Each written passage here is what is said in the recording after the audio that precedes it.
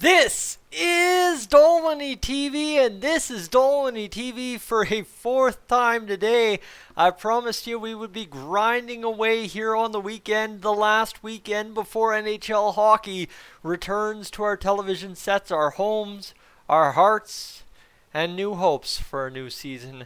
A good season for the Edmonton Oilers. And part of that, as we saw earlier today with Joe Gambardella on waivers going down for purpose of assignment to the Bakersfield Condors for the upcoming season. Well, now Ryan Holt. Oh yeah, that Ryan Holt. Nobody has a clue who I'm talking about, do they? Unless you're a Bakersfield Condors fan, that is your play-by-play voice of your Bakersfield Condors, might I add. And how about this little tweet right here? I don't know if you can read the text. Let me enlarge that for you, shall I? Marody, Niemelainen, Skinner, and Stanton en route to Condors Town. Cracknell and Griffith flying south pending waivers.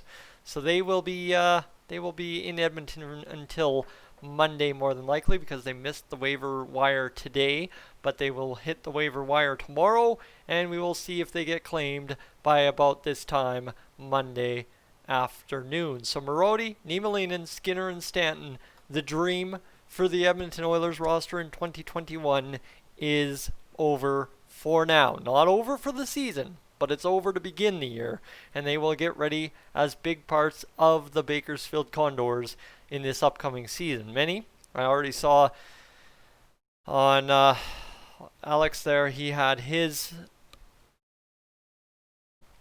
lost my whole train of thought. Alex, who comes on the channel from Bakersfield all the time, he had Stanton projected to be a top pairing defenseman on Bakersfield. That's what I was trying to think. I all of a sudden thought about Bouchard, and then I got totally confused. Don't mind me. Tough day when you're uploading the fourth video of the day already. Skinner, obviously your starting goalie. Niemelainen going to be a big part of the blue line for Bakersfield. And then Marody going to be more than likely your top line centerman. You've got Cracknell in there as well, being a big part of your wing. And Seth Griffith's probably going to play up on your top six as well. But, ladies and gentlemen, we talk about the dream being over here in 2021 to start the year for these guys. Well, why is that dream over? Because it was just last night.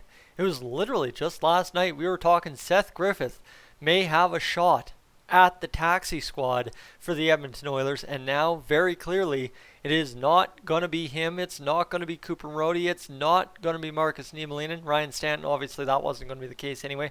It's not going to be Cracknell either. So there you go. We are set. We are configured, and we know what this Edmonton Oilers defense more than likely is going to look like as well, carrying Cuckoo, Bouchard. Now you got to make a decision between Legason and Lundstrom, and then, well, that's really your defense. The forwards, well, we've still got Tyler Benson at camp, Ryan McLeod at camp, Alan Quine at camp, Devin Shore at camp. There's a lot of configuration to upcome yet, but this is a big part of the moves today, right? This is obviously guys that you saw on that second unit for the Oilers this afternoon, and I guess they must have skated and they were pretty much told, go home, guys. Go back to Bakersfield and get ready for that February 5th season, because we've got ourselves the first official, I guess you could say, cuts of training camp.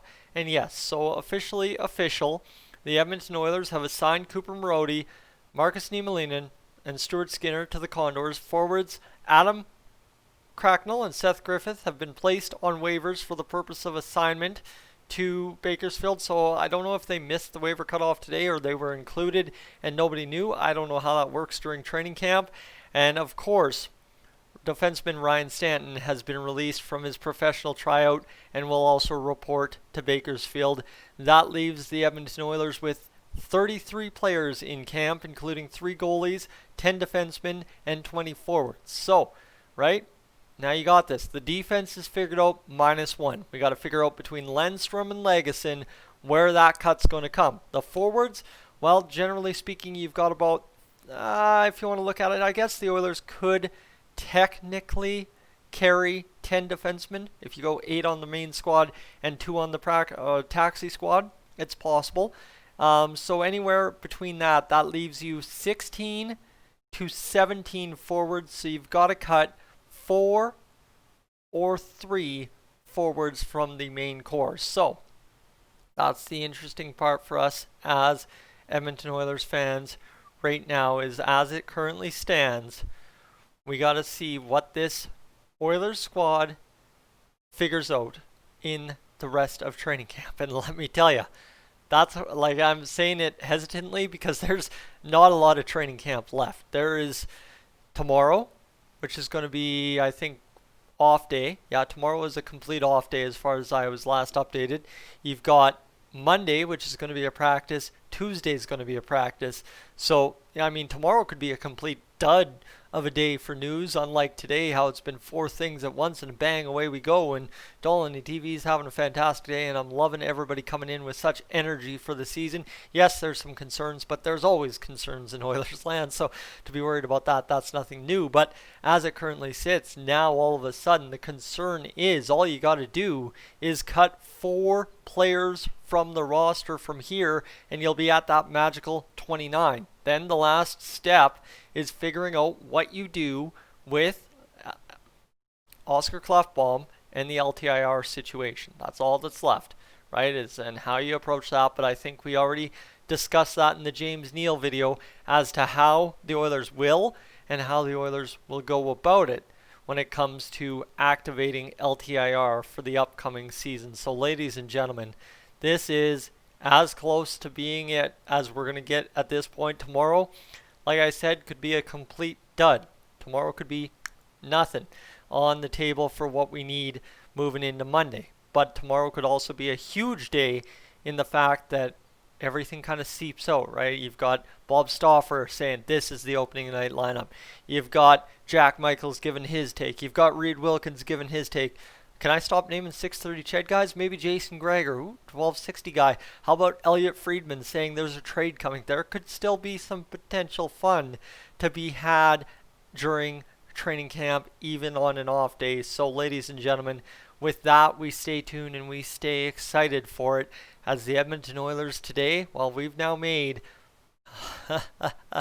quite a bit of cuts to this roster, and now it's down to 4. Who are the last 4 men out of Rogers Place before January 13th?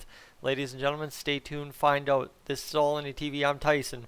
What I want you to do is stay tuned by hitting that subscribe button, and secondarily, ladies and gentlemen, if you're excited for the season, give that thumbs up. This is the last off day. Tomorrow is the last off day before we get going for real. Wednesday, Thursday, midweek. Let me tell you, work's going to go by in a breeze because I got something to look forward to midweek. Again, I said my closing before I closed. If you're new, you'll get used to that. We're not fully perfect here on Dolynny TV, and that's why I'm not on like TSN or Sportsnet.